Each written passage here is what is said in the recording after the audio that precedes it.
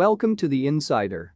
If you are new to this channel, kindly subscribe, like, share, comment and click on the notification bell for latest football news vibes. Atletico Madrid produced a perfect performance to inflict Real Madrid's first defeat of the season in the capital derby, 3-1, at the Metropolitano on Sunday, to round off the sixth day of La Liga. With five midfielders lining up from the start and only one striker, Carlo Ancelotti's game plan did not pay off. On the contrary, his decision to play with so few attacking options earned him criticism from the fans and the Spanish press. Vinicius's absence was a blow for Los Merengues, while Rodrigo was the only man in charge of scoring for Madrid. Joselu's cameo at the start of the second half made little difference to a game that was under control for Cholo Simeone's men. After the match, the Colchoneros coach took the liberty of analyzing the tactical approach of his compatriot Carlo Ancelotti. Ancelotti tried a complex strategy with five midfielders, but the goals came and he couldn't play his game. It was a smart move. For his part, the Italian took responsibility for the defeat. "We were fragile and the three goals were a carbon copy. Our problem was defensive. It's all my fault. I take full responsibility." This was Real's first defeat of the season in all competitions, dropping them back to third in La Liga and leaving their eternal rivals Barcelona, who beat Celta Vigo on Saturday, 1 point clear at the top of the table. Atletico needed a victory like this, one that boosts morale and clears the atmosphere. A victory that allows to change an oscillating trajectory like the red and whites. That's why they entered the field as if they were playing for their lives, and Real Madrid as if it was just a game, and in that difference in mentality, Simeone's team found the way to take a victory that gives them back the air that last week's defeat in Valencia had taken away. Madrid struggles to get into games.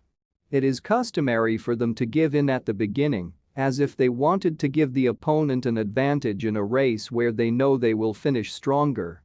But that didn't work with Atletico, who put more intensity at the start and took advantage of those initial minutes to open distances. Real Madrid was still trying to find its place on the field when Morata had already scored the first. It took the national team's captain 4 minutes to hit Kepa's goal.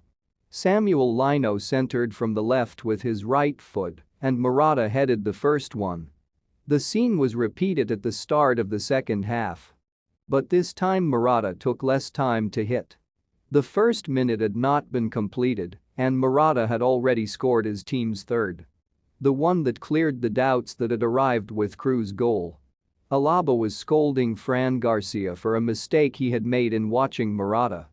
Those two goals from Morata were enough merits for him to be dismissed with soul by his fans when he was replaced by Memphis. There were less than 10 minutes left, and he left with the job done, with Real Madrid attacking, but without much success. The former Madrid player has found this season the success that was denied to him in previous courses. Griezmann had scored the second when Real Madrid was still trying to digest the first. All three goals had come from headers and with crosses from the side defended by Lucas Vázquez.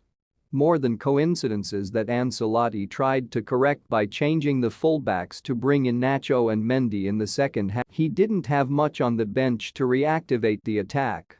Joselu had entered at halftime, and Brahim appeared later to try to change a game that Ancelotti had imagined in a very different way.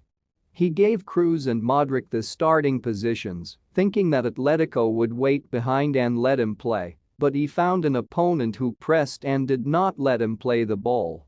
And a game with a physical demand that overwhelmed the two veteran midfielders. With Coque, Saul and Llorente, Atletico had enough to contain in defense and to start playing. And Molina and Lino took advantage of the sides to do damage. Especially in that half hour when everything was going well for the red and whites. Real Madrid could only impose itself in the game after Cruz's goal. A mirage that lasted barely a quarter of an hour and was lost after the break. Before and after, the game was Atletico's. Not even in the last minutes when Carlo Ancelotti's team was thrown towards Oblak's area, Madrid dominated. It was Atletico who let them do it, waiting for a definitive blow that did not come. They didn't need it either. Although the game could have been different if the referee had validated the goal from Camavinga that he annulled for a previous offside from Rudiger. Alberola Rojas estimated that he influenced the play because he tried to shoot a ball that reached Rodrigo. An offside of those that have been called all life, but now who knows? But Madrid was left wanting to go to halftime with a draw, and Atletico finished the game on the return. The tension was close to exploding due to a tackle from Bellingham to Correa that caused a hint of a brawl when the game was only in its final agony. Atletico already knew they were winners, and the Metropolitano sounded like never before. Thanks for watching this awesome video.